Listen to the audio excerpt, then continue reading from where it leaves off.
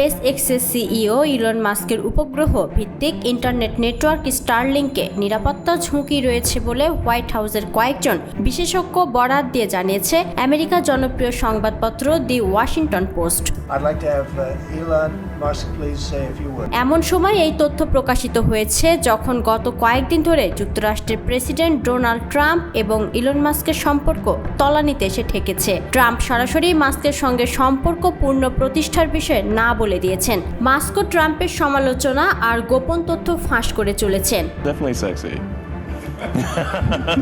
শনিবার এনবিসির সাক্ষাৎকারে খোদ যুক্তরাষ্ট্রের প্রেসিডেন্ট ডোনাল্ড ট্রাম্প জানিয়েছেন ধনকুবের ইলন মাস্কের সঙ্গে তার সম্পর্ক শেষ, তিনি আর সম্পর্ক পুনরুদ্ধার করতে চান না। যদিও সম্প্রতি ট্রাম্পের কর ও ব্যয় বিলকে জঘন্য বলে কটাক্ষ করেন মাস্ক। জবাবে ট্রাম্প বলেন, আমি ভীষণ হতাশ, কারণ এখানে উপস্থিত অন্য যে কারো চেয়ে তিনি এ বিলের ভেতরের খুঁটিনাটি সম্পর্কে ভালো জানতেন। হঠাৎই এটি নিয়ে তার সমস্যা শুরু হয়েছে।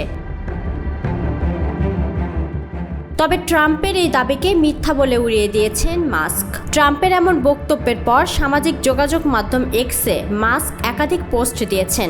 এবার পোস্টে ট্রাম্পকে ব্যক্তিগত আক্রমণ করতেও ছাড়েননি। এই ঈদে জামা জুতো অ্যাকসেসরিজের ডিসকাউন্ট। এরই মধ্যে মার্কিন সরকারের উপর ভর করে ইলন মাস্কের যেসব ব্যবসাপাতি চলছে সেগুলো নিয়ে তাকে হুমকিও দিয়েছেন সাবেক বন্ধু ডোনাল্ড ট্রাম্প। সুতরাং তাদের সম্পর্কে যে বড়সড় ফাটল ধরেছে তা বুঝতে আর কোনো বাকি নেই। এখন ট্রাম্প যদি তার সরকারকে মাস্কের বিরুদ্ধে লেলিয়ে দেন তাহলে এই টেক বিলিয়নারের শান্তির ঘুম যে নষ্ট হবে তা বলাই যায়। এদিকে দি ওয়াশিংটন পোস্টে প্রকাশিত এক প্রতিবেদনে বলা হয়, হোয়াইট হাউসে স্টারলিংকের ইন্টারনেট সংযোগ দেওয়ার সময় এর সাথে সম্পৃক্ত এমন 3 জনের বক্তব্যের ভিত্তিতে খবরটি প্রকাশ করেছেন তারা। স্পর্শকাতর বিষয় হয় ওই 3 ব্যক্তির পরিচয় প্রকাশ হয়নি। তবে ওই 3 জনের বক্তব্য, গত ফেব্রুয়ারিতে মাস্কের ডিওজিই প্রতিনিধিরা হোয়াইট হাউসের পাশের আইজেন হাওয়া এক্সিকিউটিভ অফিস ভবনের ছাদে একটি টার্মিনাল বসান, কিন্তু ঘটনাটি হোয়াইট হাউসের যোগাযোগ ব্যবস্থার দায়িত্বে থাকা কর্তা ব্যক্তিদের আগে থেকে জানানো হয়নি। তাদের ভাষ্য, এ ধরনের সংযোগের মাধ্যমে সংবেদনশীল তথ্য বাইরে চলে যাওয়া কিংবা হ্যাকারদের অনুপ্রবেশ ঠেকানোর সক্ষমতা হোয়াইট হাউসের যোগাযোগ ব্যবস্থা দেখভালের দায়িত্বে থাকা ব্যক্তিদের নেই। হোয়াইট হাউসের ওই 3 ব্যক্তির তথ্য অনুযায়ী ফেব্রুয়ারি মাসে হোয়াইট হাউস প্রাঙ্গণে মোবাইল ফোন স্টারলিং গেস্ট নামে ওয়াইফাই নেটওয়ার্ক দেখাতো, যেখানে শুধু পাসওয়ার্ডই চাইতো, ব্যবহারকারীর নাম বা দ্বিতীয় স্তরের যাচাই পদ্ধতি ছিল না। এই ওয়াইফাই নেটওয়ার্কটি গত সপ্তাহেও হোয়াইট হাউসে পাওয়া গেছে।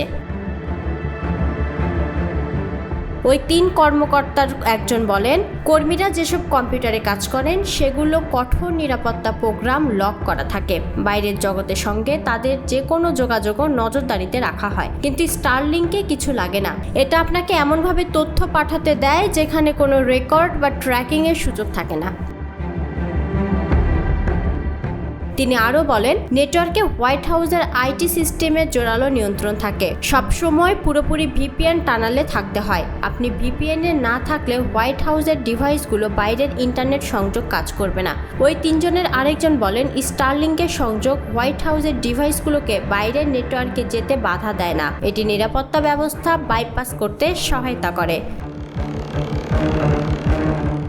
ওয়াশিংটন পোস্টের প্রতিবেদনে বলা হয়, তারা এ বিষয়ে হোয়াইট হাউসের বক্তব্য চেয়েছিল, কিন্তু তারা বিষয়টি যুক্তরাষ্ট্রের সিক্রেট সার্ভিসে পাঠিয়ে দেয়। সিক্রেট সার্ভিস জানিয়েছে, নিরাপত্তাজনিত কারণে নির্দিষ্ট প্রযুক্তিগত ব্যবস্থা সম্পর্কে তাদের মন্তব্য করার এখতিয়ার নেই।